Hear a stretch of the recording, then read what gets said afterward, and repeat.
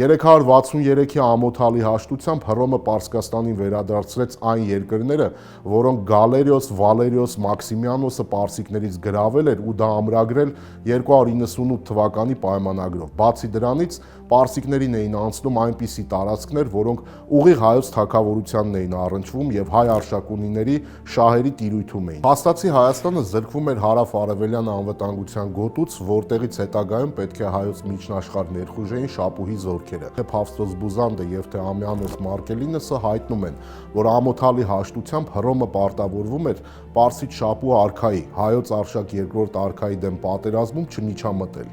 Ամիանոսը բառացի գրում է. Պայմանագրում արվեց շատ ավելի ծանր ուխտազանց մի հավելում, ըստ որի այդ համաձայնությունից հետո ընդդեմ պարսիկների այլևս չպիտի օգնություն տրվեր մեր մշտական եւ հավատարիմ բարեկամ Արշակին, եթե նա այդ մեզանից խնդրելու լինի։